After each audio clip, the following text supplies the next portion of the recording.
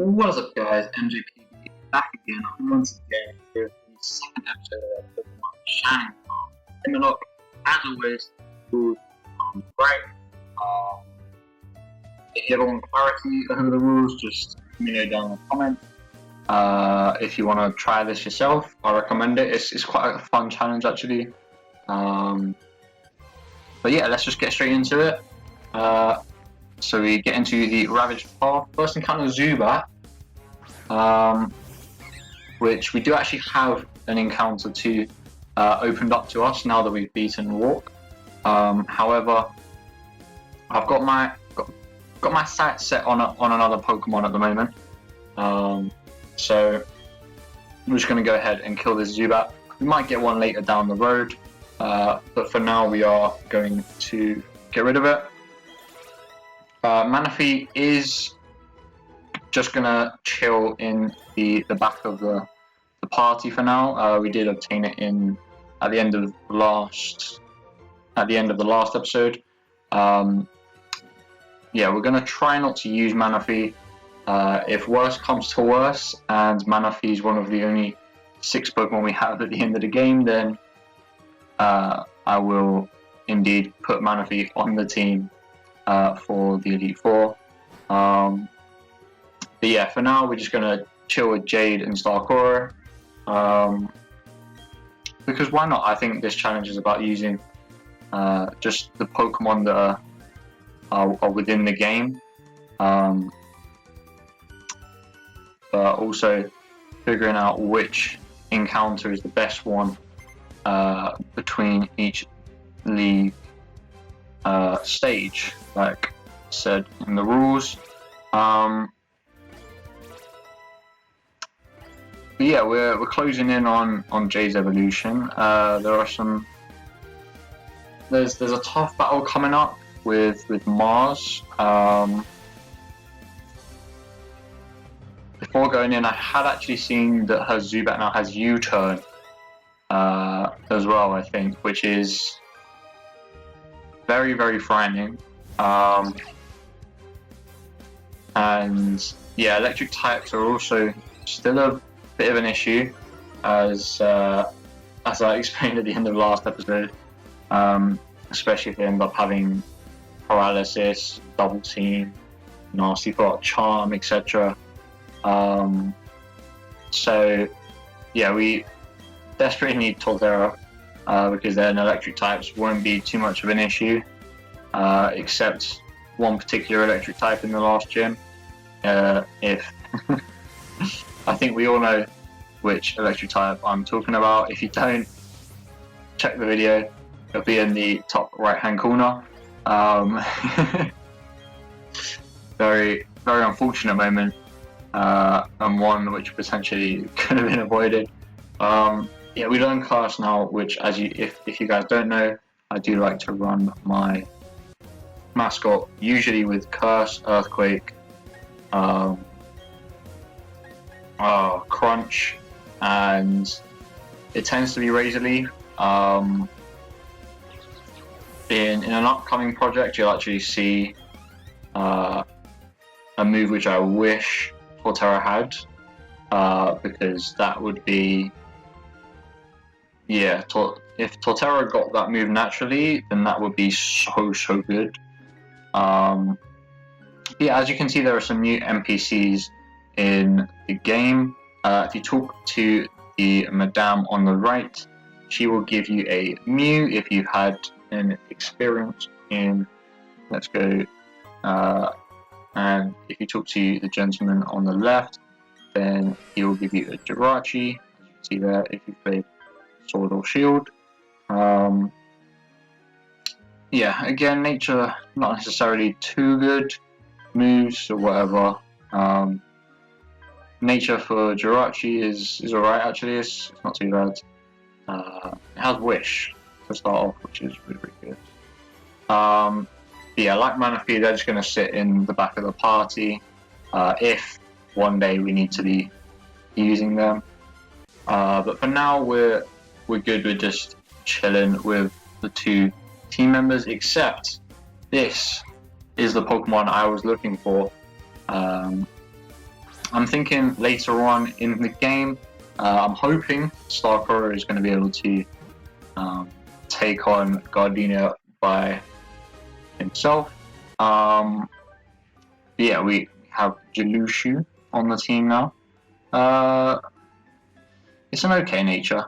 Obviously, Modest would be better on this, but we do get Storm Drain, which is really, really nice. Means I can just swap into water types and up my special attack, which is super, super good. But yeah, here we have the beginning of the Valley Windworks. Fake Out is quite an annoying move. You can kind of predict when Pokemon are going to use Fake Out now as well, so hopefully that will come into play with the Mars fight. Yeah, hopefully allow me to make some good decisions. But yeah, it's fairly simple at the moment. There's the difficulty of the normal trainers isn't too hard unless they've got unless they have an electric type or an ice type, etc. Yeah, electric type does actually very heavily wall me at the moment, but we do get 2 ground types in the future, hopefully, fingers crossed. But yeah, Storm Drain Shellos was definitely the best Pokemon that I could find between here and Eterna in terms of team development, so I was definitely hoping for the Shellos. I think we had 2 chances to get it in the Valley Windworks and then Route 205. If I didn't get the Shellos, I think I probably would have caught the Magikarp or potentially a Misdreavus in Eterna Forest at night time. But yeah, just the way that evolves. You need a Dust Stone, and most of the move set is actually on Misdreavus, so yeah, you have to keep Misdreavus for a very, very late point into the game. Rochelle evolves at level 30, so that's pretty good. Also, an interesting thing to note, Inner Focus actually, it gets rid of the Intimidate effects now, which is new, I think. I don't think that was part of the ability previously.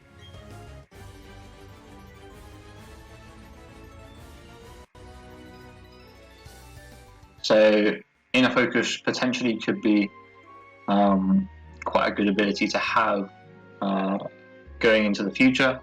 So yeah, having an Intimidate and an Inner Focus mod on your team could potentially be quite good in BDSP, especially if you're doing something like I am. But yeah, obviously, I think there's 2 gifts left to get. I can obviously pick up the fossil, the Shieldon fossil, I think it is, as well, which will be okay. I don't think Bastiodon's particularly helpful. It's another Slowmon. Staravia is the only fast Pokemon I've got at the moment. Everyone else lacks in speed sufficiently, which so yeah, the next Mon I might try and look at getting another fast Pokemon once we beat Gardenia anyway.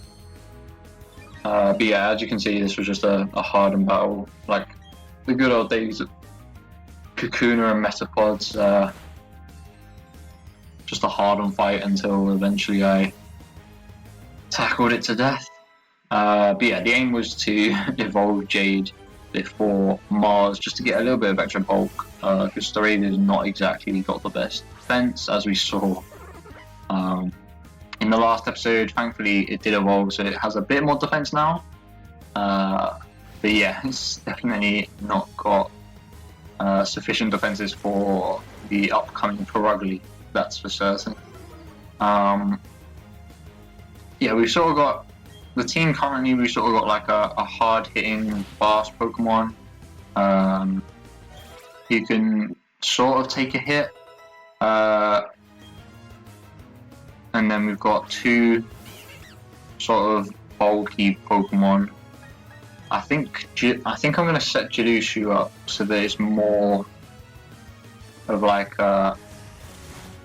so it is more of like a bulky Pokemon. Yeah, so it's like a status kind of Pokemon more than we do actually learn Recover here as well, which is really nice because obviously we can't heal in battle. Which I haven't actually put in the rules, so that's my bad. Yeah, we do get the evolution to Jade, fortunately, and for me, unfortunately, Grottle is definitely the worst out of the three.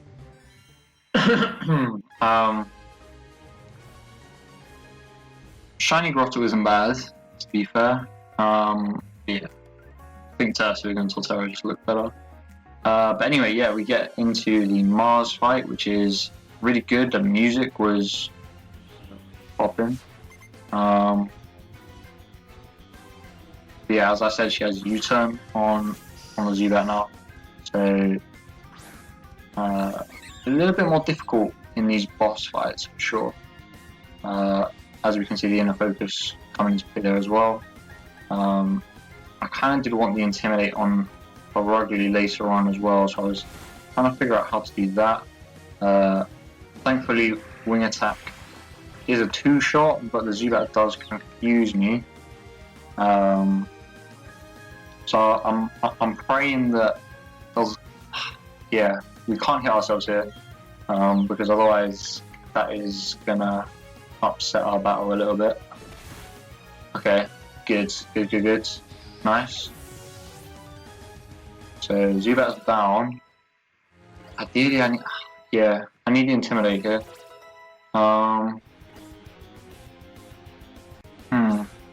Because Jidushu's not really part of the team yet. He needs more levels.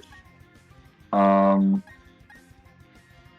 I think it's gonna go for Fake Out right now, right? So yeah, if we go Jade, we would take a Fake Out pretty well, and then we should be able to take another hit. It's gonna be faster than me though, so hey, okay, Growl. I was expecting the Fake Out. That's okay. So yeah, let's go for Curse, because then I get that back, and I go +1 defense, which means I'll be able to take the hits a bit better. Disregarding crits, obviously. It might mean that it goes for Growl again, which would be, I'll be okay with it. It does. Okay, nice. That's nice. That's interesting. They would go for Growl, and not just. Does it not have I thought it used to have a hard hitting move in is that Platinum? Does it have a better move? You get a crit there, that's nice. Citrus. Probably Citrus, right? Yeah. Oranberry. Okay, wow. So we probably don't take it out there. No, we don't. Okay. This one takes it out, so yeah, not actually that much of a difficult fight in the end. I don't know why it went for Growl. Yeah, it was interesting AI decisions there, but hey, I'm not gonna complain. We made it unscathed still. Yeah, we're a decent way through the game. That is a boss battle, obviously, so I'm gonna decide to give held items, which is denoted by the choice band on screen just down below, to Jade, and then yeah, I just want to show off Jidushu's ability, you know. So I'm giving it some battles. It's going pretty good. Tackle takes us down to 21. That's all It's fine. We're sorted. Yeah, we're just gonna kill the Ponytail here, right? And all calculated. Not once in my mind did I think we were gonna die unless there was a crit. But yeah, this is where we can really demonstrate Jalushu's power, really. We had special attack up nature, right? And it was defense down, so yeah, special attack is going to be really, really good for us. Wargon just absolutely obliterates Geodudes. So yeah, just showcasing off my my Shellos. As you can see, we've gone a bit further in time. We've transitioned into night time as we head into Eternal Forest after healing up. We meet up with Cheryl, and you know, her Chansey, as you'll see, really doesn't do much. Tries to go for Sweet Kiss a lot. I figured out. The Abra has Energy Ball, which pretty sure they never had Energy Ball in the original games. I think they had Hidden Power. Thankfully they go for the Chansey, so that's all good by me. Of course we missed the Razor Leaf though on one of them. Could have been a much simpler battle had I not missed. But yeah, as you can see, the Abra's confused. Chansey went for Sweet Kiss. I don't know why. It's like every single first turn it was just like, that's just Sweet Kiss. But, so yeah, it was an interesting strategy from Cheryl. But yeah, we're reaching level 20. We're getting towards the next boundary, which is 2022, I believe. But yeah, we reached the end of the Eternal Forest. Yeah, I kill a Mischievous and Banerian counter, which means we can't come back here to try and roll for a Mischievous. But yeah, Cheryl leaves us, and we finally head into Eterna City. I heal up because I just Razor Leafed a bunch of Magikarps and Goldines with the Fisherman. But yeah, I'm feeling pretty good about how we're doing in the series so far. 0 deaths, which is very, very good. We've got a life on Jade as well. We actually pick up the Explorer kit, and I've had a little bit of a play around in the underground. I haven't shown it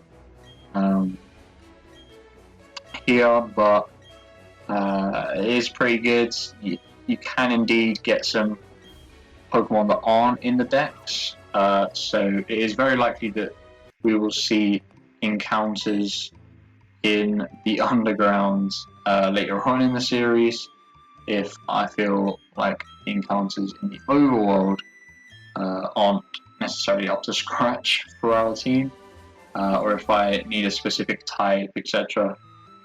And it is going to allow me to see what I'm encountering as well, which is also going to make it a little bit easier.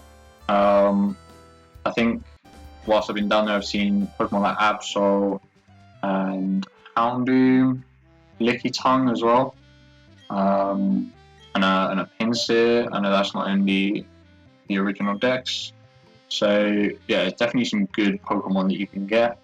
Not as many as you'd like before you get the National Pokédex, which I'm hoping you can get before you actually beat the post-game, before you actually beat the champion, because the National Dex unlocks quite a lot of things. The item is still behind the trees. It was quite difficult to get to though. And after meeting up with Cynthia, checking the statue, we head into the gym to try and take on Gardenia. Realistically, we've got Starkoro to try and take on this gym, possibly Jade if things go badly. I start exploring because I honestly haven't done this puzzle in so long. I'm used to the clock one in Platinum. But yeah, I noticed the gym trainers, and my plan is to just go at them with Staravia pretty much. So lots of wing attacks incoming, I reckon.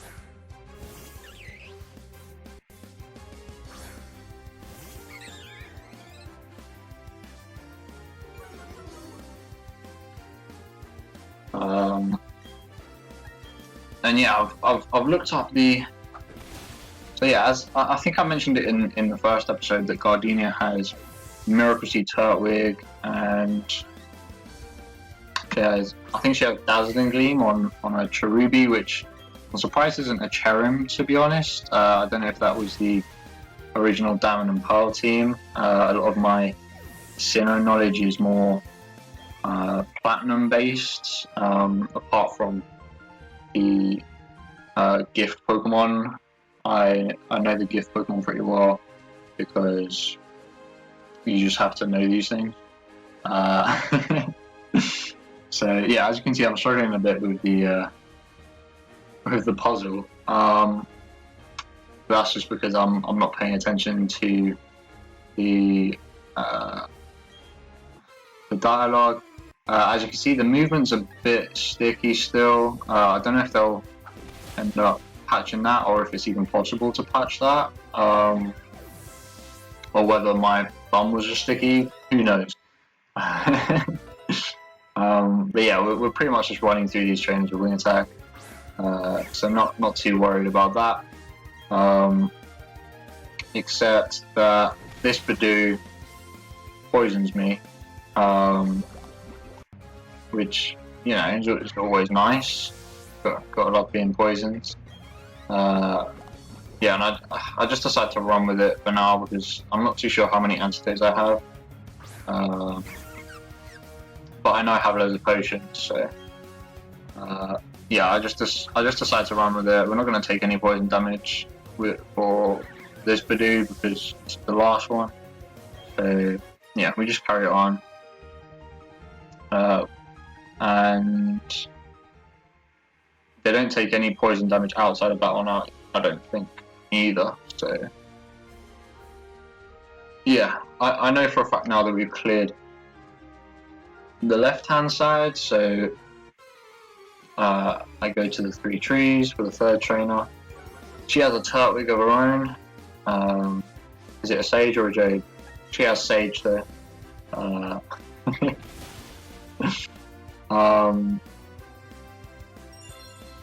Which has Iron Tail. What?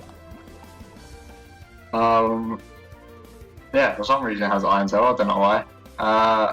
So yeah, as you can see, the movesets in this game for gyms and Pokemon in general, I know Shinx has Thundershock at level 4, I think now. And it has access to Volt Switch, which is really, really good. Which is why if I did actually pick up a Intimidate Shinx instead of a Rivalry one, I probably would have gone for that.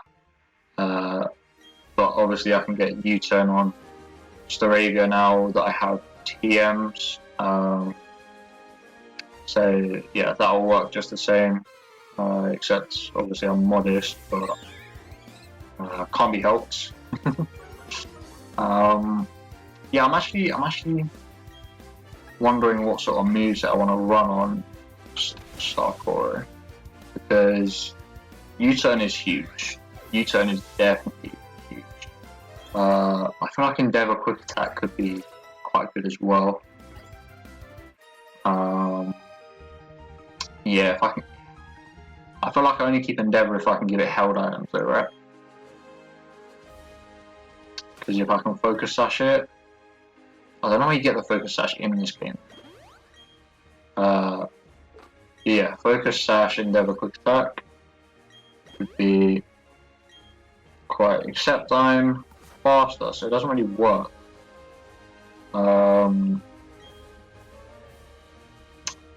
Yeah, I might just run Close Combat, Fly, U-turn, Roost or something then. But yeah, it is second gym time. I'm excited. I'm also very nervous because I'm not entirely sure how it's going to go. I've had a look through a lot of the gym leader Pokemon. Third gym is looking very, very scary, by the way. The third gym that I'm going to do is the fighting one anyway. Cause that's just always been the order of how I've done it, but you can do you can do melee or crash awake first, it doesn't really matter. Yeah, we go for the wing attack. I'm just like, please just one shot everything. Because yeah, yeah, I'm not taking any chances. Even though I'm super effective, this could go sour very, very quickly. And yeah, sadly my mascot makes it a bit difficult. Goes for the reflect, and I kind of don't want the reflect out for when Roseray comes in. So I go for the double team as she heals up, because I want to get rid of this reflect. Wing attack will not do nearly as much with reflect up, so I decided that it's best to try and maybe increase my evasiveness a little bit, whilst also getting Toey down a bit.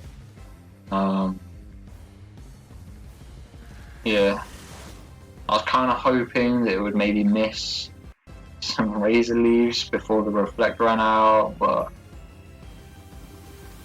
yeah, we're just trying to stall the reflect at this point.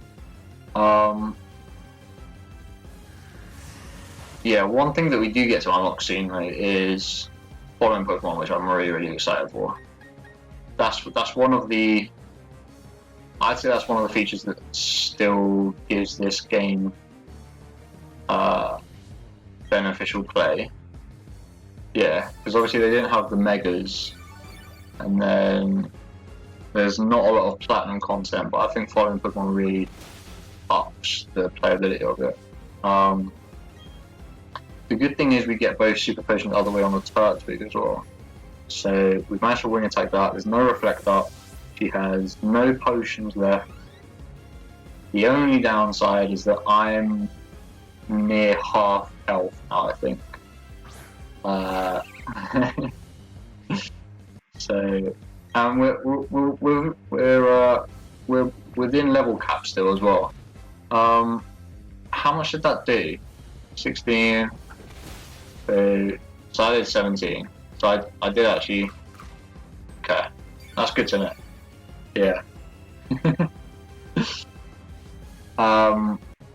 So yeah, I do make the right play and I switch out because I wouldn't have taken another grass knot, that's for sure. Can I just say this does way more than I thought it would, but I guess I am a bit heavier. And I know that I'm slower as well, so I'm dreading what's about to happen. And based off of that fight alone, I'm thinking I'm just gonna have to let Chase go down here because I have the extra life. Because Bite's not gonna kill from here, surely, right? Based on the damage that we saw in the last turn. But to my surprise, it actually does kill, which I was so happy about.